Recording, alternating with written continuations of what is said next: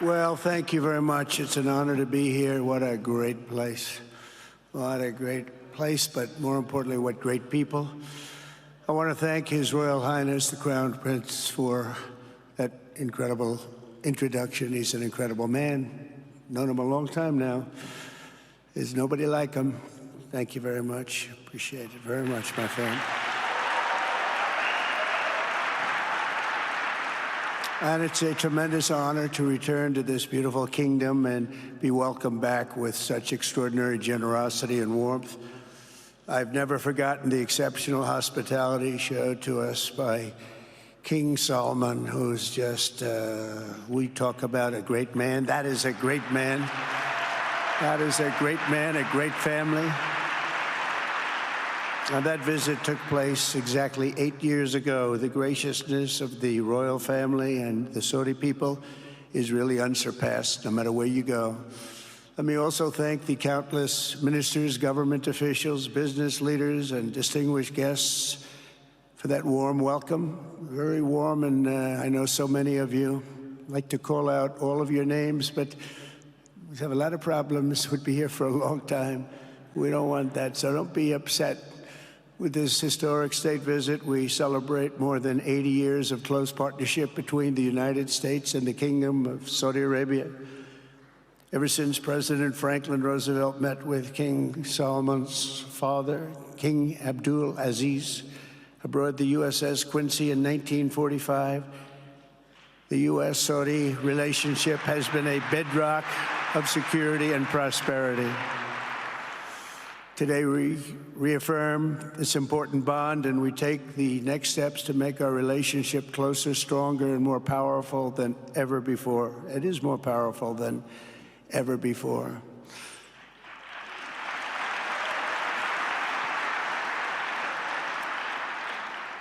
And by the way, it will remain that way. We don't go in and out like other people. It will remain that way.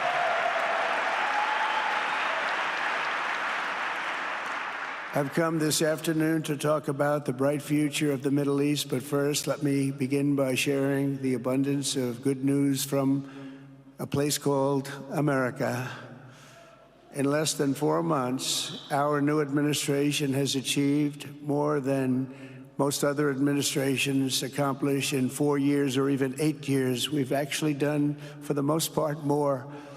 The day I took office, we inherited, thank you. Thank you. The day I took office, we inherited a colossal invasion on our southern border, an invasion like you'd never want to see here. Nobody should ever want to see it. But within weeks, we slashed illegal border crossings to an all-time low, down 99.999%. That's good, even for this great gentleman standing right in front of me. That's a good number. We had hundreds of thousands of people. They came in at the same time last year, and last month we had, in this massive border, 3 people that got in. That's quite a difference, and we have no choice but to get a lot of the people that came in because they were not the best people. They were, in many cases, very bad people. We're getting them out. We're getting them out very fast. We're bringing them back to where they came from. We have no choice. After years of military recruiting shortfalls, enlistments in the U.S. Armed Forces are now the highest in 30 years because there is such an incredible spirit in the United States of America. We have tremendous spirit again. Just about a year ago, it was a big story, front page on every paper all over the world, that nobody wanted to enlist in our military, meaning we were way under enlisted. And just last week it came out that we had the strongest enlistment. They say 30 years, but probably it's maybe ever. They don't go back that far. It's the best, and that includes police officers, firemen, everything else. There's a great spirit in the United States right now. A brand new poll from Rasmussen just showed that the number of Americans who believe the nation is on the right track, they have a right track, wrong track, is now the highest in over 20 years. And it hasn't been anything like this because for many years it was the wrong track. And I can tell you for the last 4 years it was definitely the wrong track, but it's the highest it's been in many, many years. We renamed the Gulf of Mexico into the Gulf of America. That was very popular, other than perhaps with Mexico. And most importantly, for the people in this room, the days of economic misery under the last administration are rapidly giving way to the greatest economy in the history of the world. We are rocking. The United States is the hottest country, with the exception of your country, I have to say, right? I'm not going to take that on. No, Mohammed, I'm not going to take that on. Wouldn't that be a terrible thing if I made that full statement? But I will not do it. You're hotter. At least as long as I'm up here, you're hotter.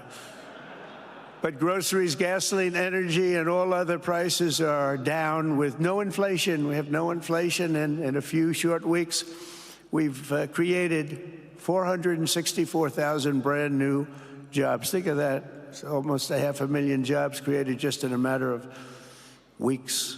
We just reached a historic trade agreement with the United Kingdom, and over the weekend we reached a breakthrough agreement with China. Both outstanding deals. China's agreed. We have to get it down. We have to get the little details down. And Scott, you're going to work on that very hard, but China's agreed to open up to the United States for trade and everything else. But they have to do it, so we'll see what happens. But we had a very, very good meeting with both of those countries. We are cutting 10 old regulations for every new regulation. We're getting rid of all of the red tape that is so many, frankly, countries, as they get older, they develop a lot of red tape, and we're getting rid of it. We're getting rid of it at record levels. And I'm pleased to report that the United States Congress is on the verge of passing the largest tax cut and regulation cut in American history. We think we're in good shape to get that. And if we get that, that will be like a rocket ship for our country. In the first quarter of the year, the investment in America was up an astounding 22%. More than $10 trillion of new investments have been announced or are coming just since the election on November 5th. So think of that. In a very short period of time, we have over $10 trillion, and it could be much higher than that. Not everybody comes to the White House to have a news conference that they're going to be opening up in America, but they're all coming in at numbers that we've never seen before. If you take a look at other presidencies, they wouldn't do $1 trillion sometime in years. We did this in essentially 2 months because you have to say we got into office and they gave me about a month to clean up and fix up the Oval Office, and after that we started working. And the money is pouring in, the jobs are pouring in, the companies are pouring into our country like we've never seen before. There's never been anything like it. And we let other people tariff us into losing a lot of money and a lot of jobs, and now we're tariffing them. And it's at a level that nobody's seen. It's a level that is making us a very much different country and a very different Republican Party. We won a tremendous victory in November. We won all 7 swing states, the popular vote by millions and millions of votes. The Electoral College, we won by 312 to 226. Remember, they said, well, we could get to 270. No, we got to 312. That's a big difference. And very importantly, we won counties throughout the United States, 2,660 to 451. That's why when you look at a map, they're all red. The whole country is red. Red stands for Republican. From the moment on and from the moment we started, we've seen wealth that just poured and is pouring back into America. Apple is investing $500 billion. NVIDIA is investing, and I see my friend is here, Jensen. That's very good, wherever you may be. I thank you very much, because he's putting in $500 billion. TSMC is investing. Where is Jensen, by the way? Where is he? He's standing here. Where is he? I just saw that. Thank you very much, Jensen. I mean, Tim Cook isn't here, but you are. What a job you've done. He said he's got 99% of the chip market. I don't know. That's a big, that's not easy to beat, but what a job you've done. Thank you. We are proud to have you in our country. You know that.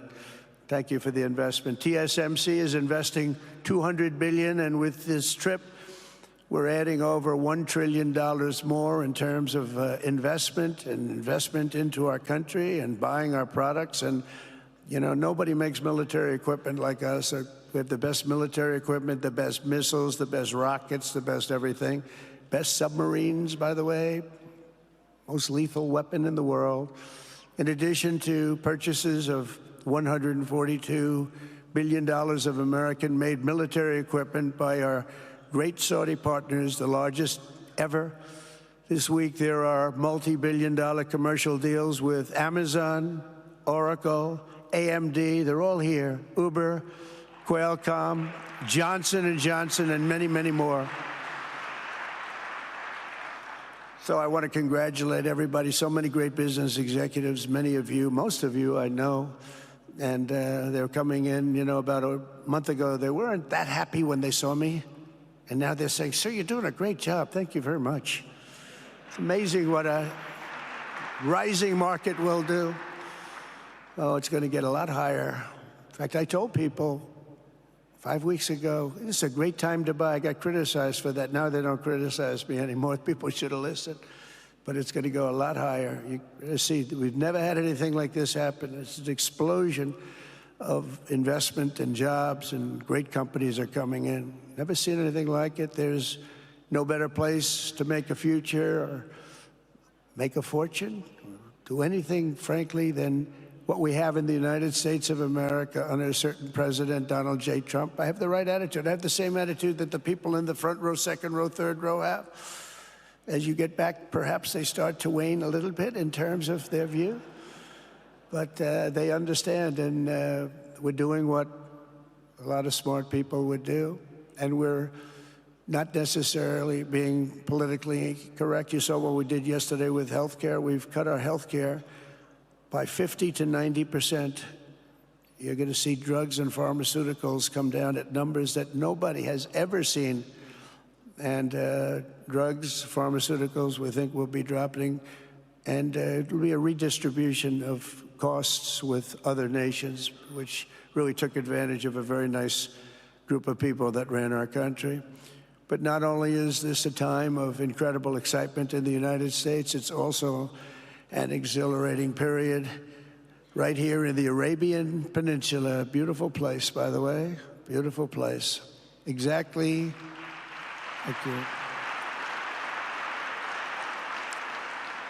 Exactly 8 years ago this month, I stood in this very room and looked forward to a future in which the nations of this region would drive the forces of terrorism and extremism, drive them right out of existence, and take your place among the proudest, most prosperous, most successful nations anywhere in the world as leaders of a modern and rising Middle East. So exciting. So exciting. Mohammed, you sleep at night? How do you sleep? Huh? Just thinking.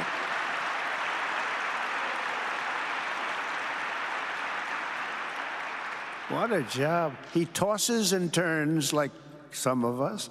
Tosses and turns all night. How do I make it even better all night? It's the ones that don't toss and turn. They're the ones that will never take you to the promised land, won't they? But you have done some job. True. But critics doubted that it was possible what you've done. But over the past 8 years, Saudi Arabia has proved the critics totally wrong. The transformation that has occurred even by these incredible business leaders. I mean, you had the biggest leaders in business anywhere in the world standing right before us.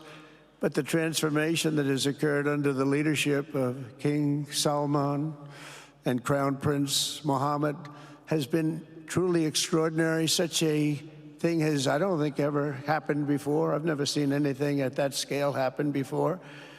And I guess, you know, maybe you could say the United States is doing pretty well too, but I don't think too many people have seen that happen before. Majestic skyscrapers, the towers that I see, the difference between now and 8 years ago. And 8 years ago was very impressive, but the towers that I see rising, some of the exhibits that I was shown by Mohammed,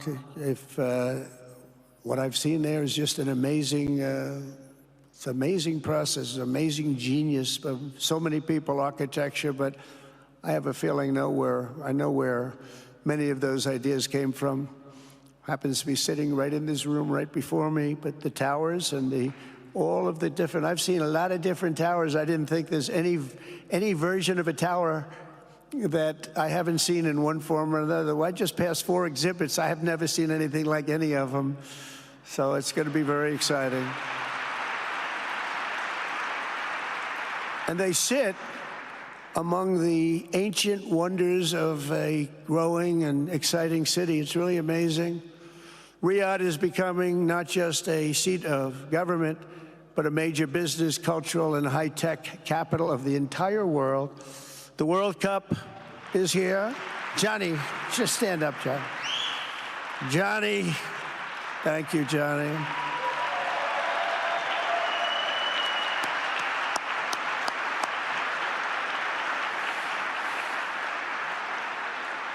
Great job, Johnny, great job. But the World Cup and the World Expo will soon be coming here, just like the World Cup is coming to the United States. It's going to be really exciting next year. The engines of Formula One racing now roar through the streets of Jeddah in a historic milestone. Other industries recently surpassed oil. Think of it. All of your other industries now have surpassed oil. I don't know if a lot of people will understand what that means. It's so big to make up a majority of the Saudi economy for the very first time ever. So think of that. Other industries are now bigger even than oil, which is always going to be a big monster. It's a big one. But that's a great tribute to you and economic development properly used. In other cities throughout the peninsula, places like Dubai and Abu Dhabi, Doha, Muscat, the transformations have been unbelievably remarkable. Before our eyes, a new generation of leaders is transcending the ancient conflicts of tired divisions of the past and forging a future where the Middle East is defined by commerce, not chaos, where it exports technology, not terrorism, and where people of different nations, religions, and creeds are building cities together, not bombing each other out of existence. We don't want that.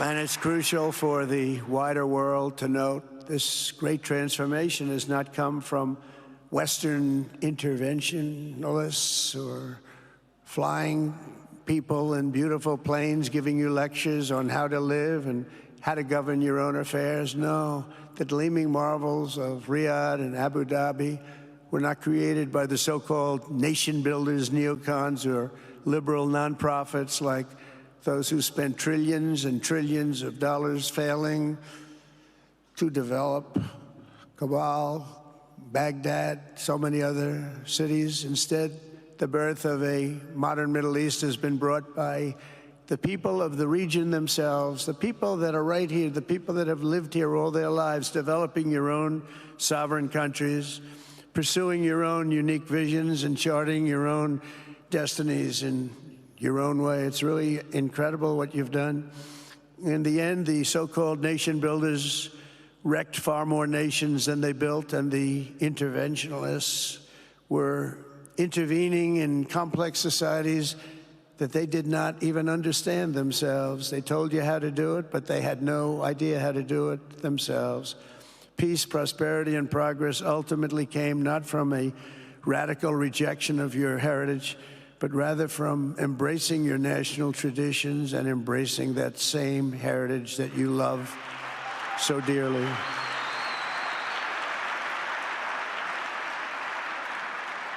And it's something only you could do. You achieved a modern miracle, the Arabian way. That's a good way.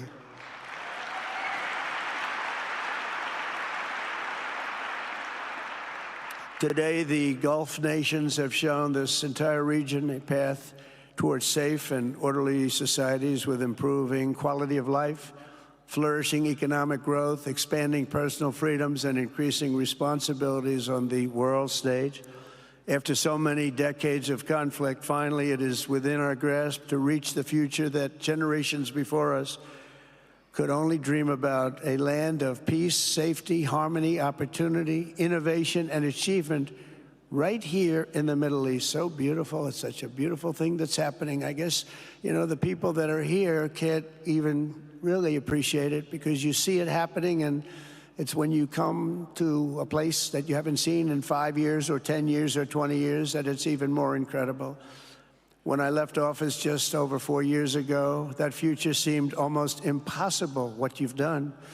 Together, we had obliterated the killers of ISIS. We wiped them out, terminated its founder and leader, al-Baghdadi.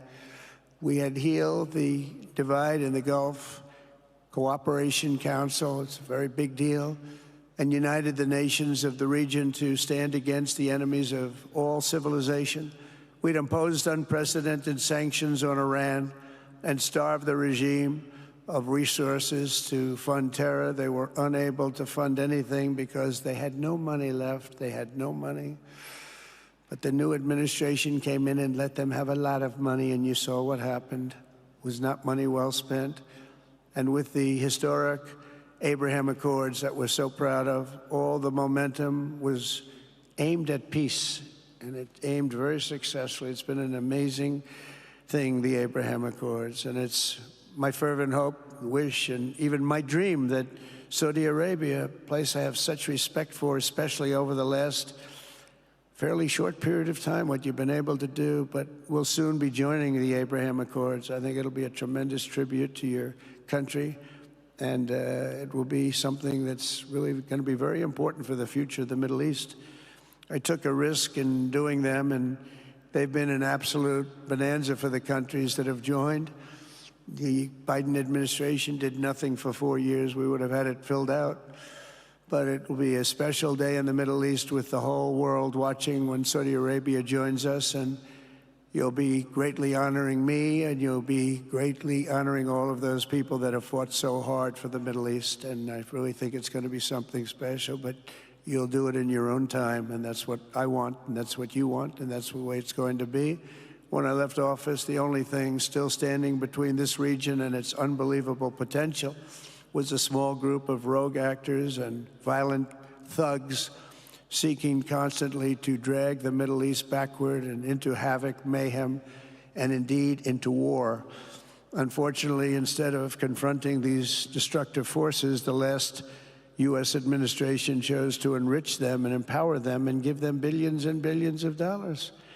The Biden administration, the worst administration in the history of our country, by the way, spurned our most trusted and longstanding Gulf partners, and I can say partners worldwide, one of our great, great partners, no matter who we look to, and we have great partners in the world, but we have none stronger and nobody like the gentleman that's right before me. He's your greatest representative, greatest representative.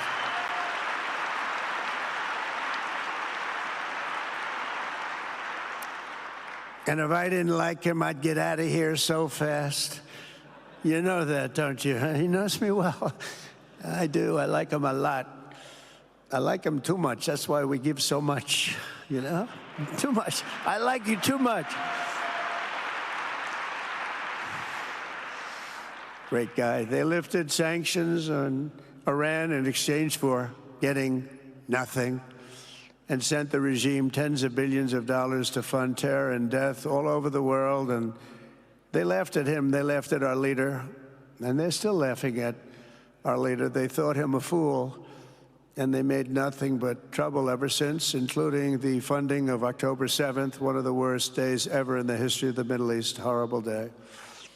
Biden removed the Houthis from the list of foreign terrorist organizations, even while missiles and drones were being launched right here at your beautiful city of Riyadh, and launched at ships if they happened to be sailing in the wrong location. The Biden administration's extreme weakness and gross incompetence derailed progress toward peace, destabilized the region, and put at risk everything we had worked so hard to build together.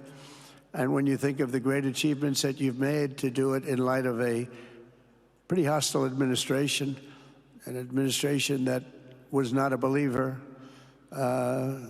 it makes your achievements even greater. Makes them even greater, you know that.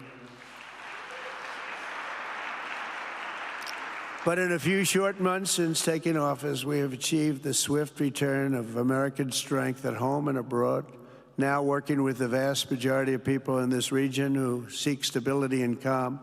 Our task is to unify against the few agents of chaos and terror that are left and that are holding hostage the dreams of millions and millions of great people. The biggest and most destructive of these forces is the regime in Iran, which has caused unthinkable suffering in Syria, Lebanon, Gaza, Iraq, Yemen, and beyond. There could be no sharper contrast with the path you have pursued on the Arabian Peninsula than the disaster unfolding right across in the Gulf of Iran. Think of that. They wanted to name it that. I said, they're not going to let them do that. Do you mind if I stop that? I stopped it. We're not going to let that happen.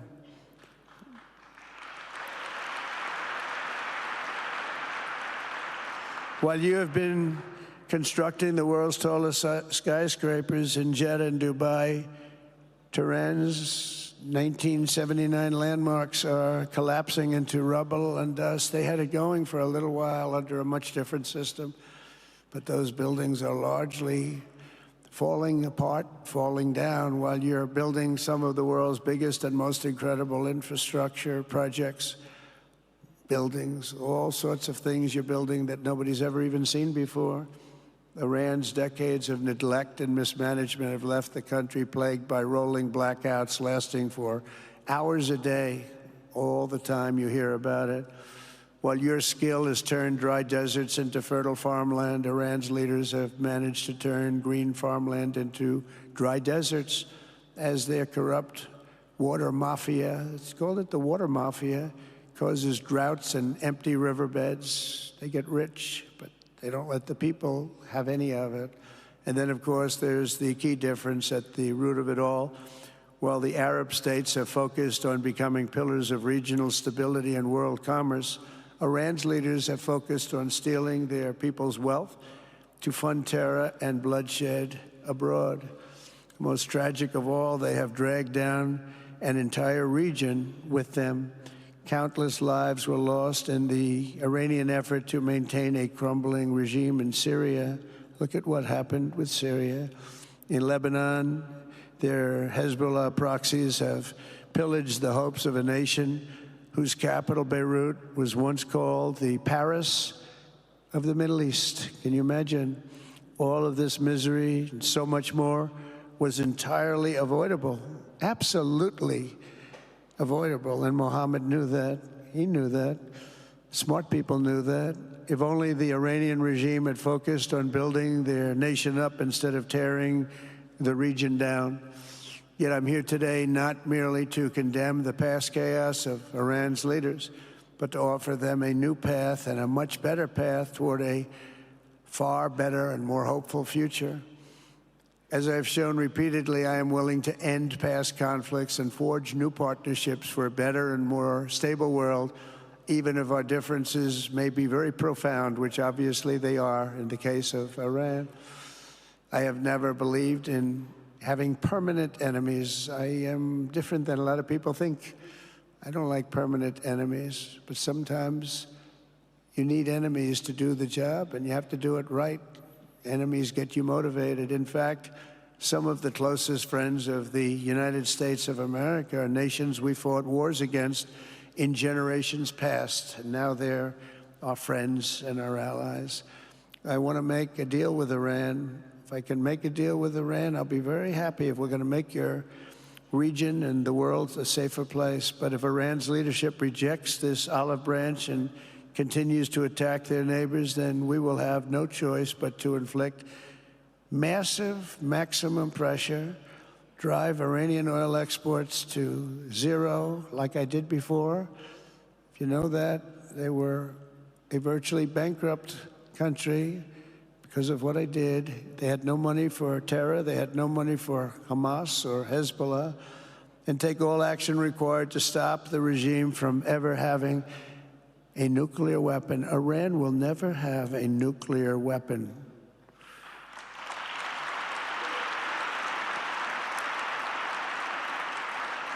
But with that said, Iran can have a much brighter future, but will never allow America and its allies to be threatened with terrorism or nuclear attack.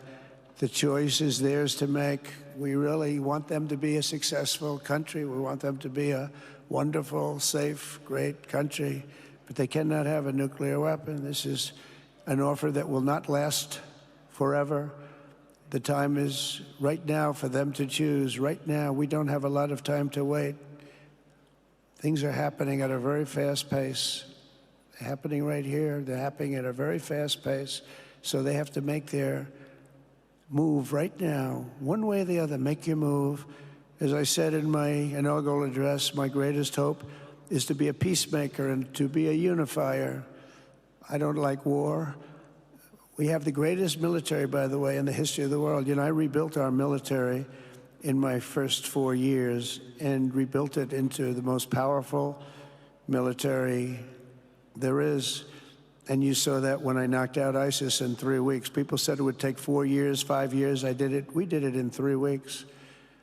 Just days ago, my administration successfully brokered a historic ceasefire to stop the escalating violence between India and Pakistan. And I used trade to a large extent to do it. I said, fellas, come on, let's make a deal. Let's do some trading. Let's not trade nuclear missiles. Let's trade the things that you make so beautifully. And they both have very powerful leaders, very strong leaders, good leaders, smart leaders. And it all stopped. Hopefully it'll remain that way, but it all stopped. I was very proud of Marco Rubio and all of the people that worked so hard. Marco, stand up. What a great job you did on that. Thank you, J.D. Vance, Marco. The whole group worked with you, but it was a great job. And I think they're actually getting along. Maybe we can even get them together a little bit, Marco, where they go out and have a nice dinner together. Wouldn't that be nice? But we've come a long way, and it could be, you know, millions of people could have died from that conflict that started off small and was getting bigger and bigger and bigger by the day. I've also been working relentlessly to end the terrible bloodshed between Russia and Ukraine, and very importantly, talks are being held in Turkey later this week, probably on Thursday, and they could produce some pretty good results. Our people are going to be going there. Marco's going to be going there. Others are going to be going, and we'll see if we can get it done. 5,000 people, young people for the most part, soldiers from Ukraine, soldiers from Russia. They're not from here, and they're not from the United States, but they're souls. They're souls. I think usually, mostly, they're young, beautiful souls that left their parents waving goodbye, left their brothers and sisters. Goodbye, I'll see you soon. And they got blown to pieces. 5,000 on average a week are dying. And people are dying elsewhere in the region, but tremendous numbers like we haven't seen since World War II are dying. And I want to stop it. I want to stop it. It's a horrible war. Would have never happened if I were president. That's a war that would have never happened. October 7th would have never happened if I were president, because Iran had no money to pay Hamas or anybody else. They had no money. They were not looking to take care of them. They had to take care of themselves. They had no money. We stopped their oil effectively with the embargoes and sanctions. But let me take this opportunity to thank the Kingdom of Saudi Arabia for the constructive role that you've played in facilitating the Ukraine talks. And it really is, you've been amazing. You've made everything available to us. Thank you very much. Thank you. And if we get that settled, we'll pay a special tribute to what you've done. You really did lay a great groundwork. Thank you very much. Appreciate it. The West should not be dragging itself backward into another endless war in Europe, yet another endless war. We should stop the killing and work together to address the biggest long-term threats as one unbeatable team. Think of us as an unbeatable team. I mean, when you look at what you've done here, that's much more difficult than stopping stupidity. Think of it. It's stupidity. What you've done is much more difficult, and you did it better than anybody else has ever done it. As President of the United States, my preference will always be for peace and partnership whenever those outcomes can be achieved. Always. It's always going to be that way. Only a fool would think otherwise. In recent years, far too many American presidents have been afflicted with the notion that it's our job to look into the souls of foreign leaders and use U.S. policy to dispense justice for their sins. They loved using our very powerful military, and now it's really the most powerful it's ever been. We just are getting a budget approved, $1 trillion, highest budget we've ever had in history for military, $1 trillion. And we're getting the greatest missiles, the greatest weapons. And, you know, I hate to do it, but you have to do it because we believe in peace through strength. You have to have the strength, otherwise bad things could happen. But hopefully we'll never have to use any of those weapons. Seems to be an awfully big waste of money if you're never going to use them, but hopefully we'll never have to use them because the destructive power of some of those weapons are like nobody's seen before. I believe it is God's job to sit in judgment, my job to defend America, and to promote the fundamental interest of stability, prosperity, and peace. That's what I really want to do. I will never hesitate to wield American power if it's necessary to defend the United States or to help defend our allies.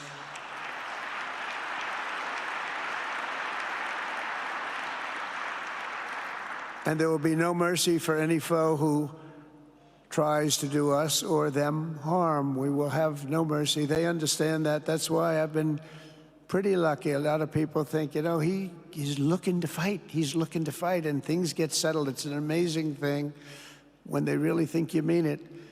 But we do. We have the greatest military, the strongest military, stronger than any. Nobody's even close. We have the best weapons in the world, but we don't want to use them. If you threaten America or our partners, however, then you'll be faced with overwhelming strength and devastating force. We have things that you don't even know about, you don't hear about, and if you did, you'd say, wow. In recent weeks, following repeated attacks on American ships and freedom of navigation in the Red Sea, the United States military launched more than 1,100 strikes on the Houthis in Yemen. As a result, the Houthis agreed to stop. They said, we don't want this anymore. It's the first time you've heard that from them, too. They're tough. They're fighters.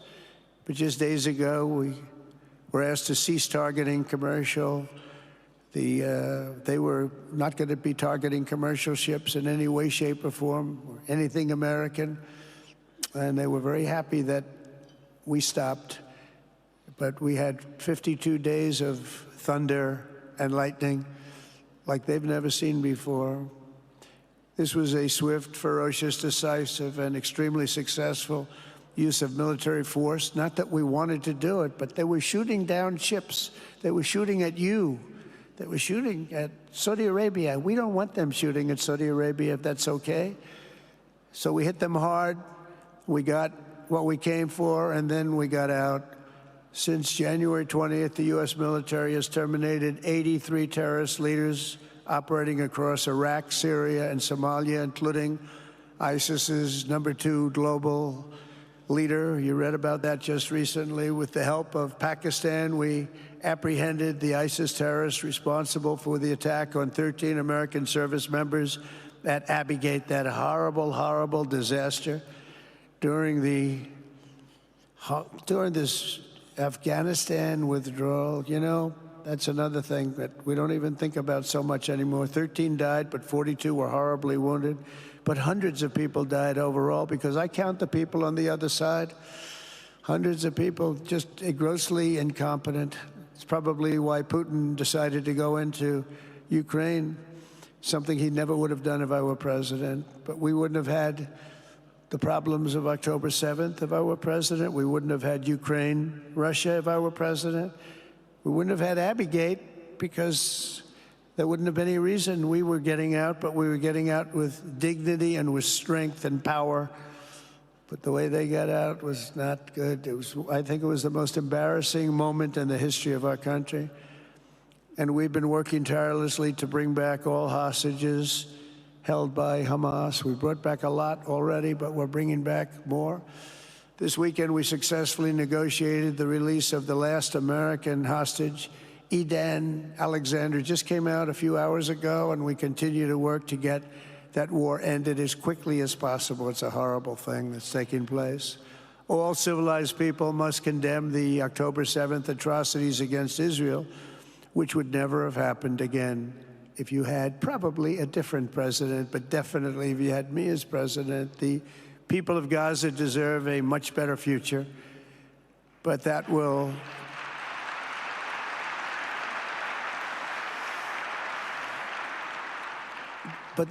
or can not occur as long as their leaders choose to kidnap, torture, and target innocent men, women, and children for political ends. The way those people are treated in Gaza, there's not a place in the world where people are treated so badly. It's horrible. After years of suffering, two of the nations most ravaged by terror are finally beginning to end their long nightmares under the new generation of leaders. In Lebanon, where a friend of mine has just become the ambassador. He's going to be great. I said, you know, that could be a very dangerous job. He said, I was born there. I'm Lebanese. I love that country. I said, but it's very dangerous. You know, this is a friend of mine from New York.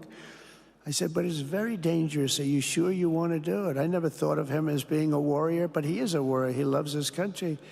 He said, if I'm injured or die, I'm dying for a country that I love. He grew up there.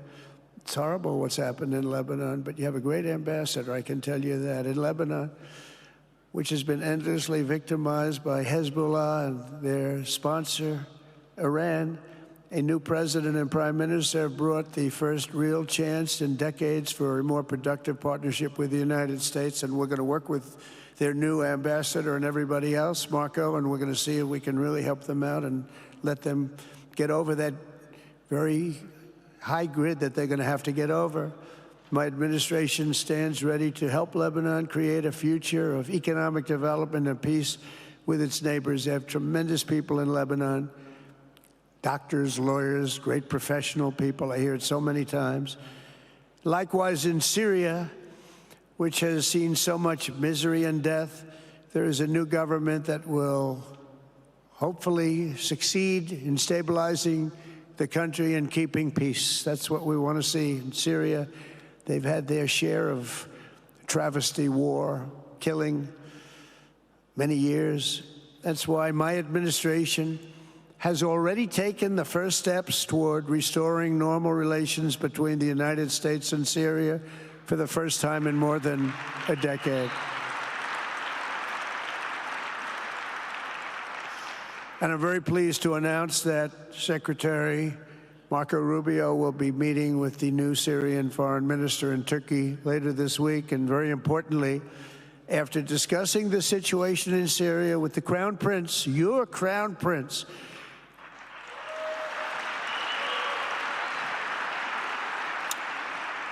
and also with President Erdogan of Turkey, who called me the other day and asked for a very similar thing, among others, and friends of mine, people that I have a lot of respect for in the Middle East, I will be ordering the cessation of sanctions against Syria in order to give them a chance at greatness.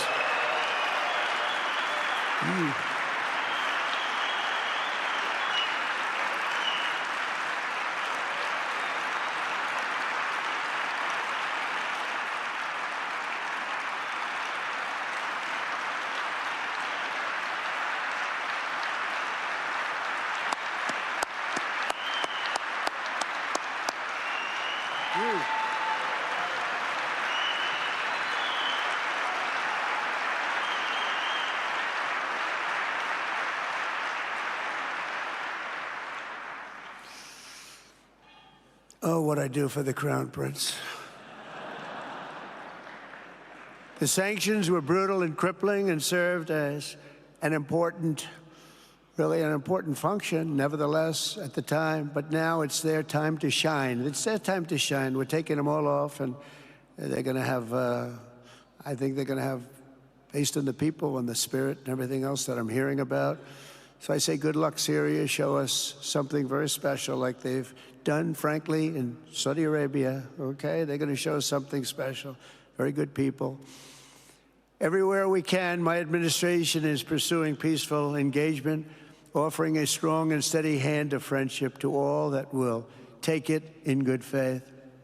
Together, we have made unprecedented strides and tremendous progress, and we're still just at the dawn of the bright new day that awaits for the people of the Middle East, the great, great people of the Middle East. If the responsible nations of this region seize this moment, put aside your differences and focus on the interests that unite you, then all of humanity will soon be amazed at what they will see right here in this geographic center of the world. It really is. It's like a center of the world and the spiritual heart of its greatest faiths. For the first time in 1,000 years, the world will look at this region not as a place of turmoil and strife and war and death, but as a land of opportunity and hope, just like you've done right here, a cultural and commercial crossroads of the planet. Security and stability will lift millions into lives of safety and success, and the nations of this region will be free to realize your highest destinies, honor your proud histories, harness amazing new opportunities, and bring incredible glory to Almighty God. People will come from all over the globe to be inspired by the cities you build, the businesses you create, the technologies you invent, and the beauty, talent, and potential you unleash right in the hearts of your citizens. Each of you will be able to take tremendous pride in the legacy you will leave to your children, because you will have given them the ultimate blessings of prosperity and peace. So important. In the United States, we've launched the golden age of America. It's the golden age. We see it. We see it with all that money, trillions and trillions of dollars pouring in, hundreds of thousands of jobs coming in with it. And with the help of the people of the Middle East, the people in this room, partners throughout the region, the golden age of the Middle East can proceed right alongside of us. We will work together. We will be together. We will succeed together. We will win together. And we will always be friends.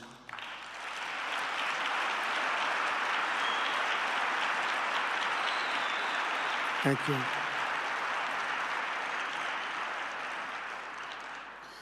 So, Mohammed, I want to thank you again very much for having me. And as a representative of what I think is the greatest nation in the world, we are with you all the way, and you have a tremendous future. Thank you very much. And please pay my respects to your father. Thank you very much.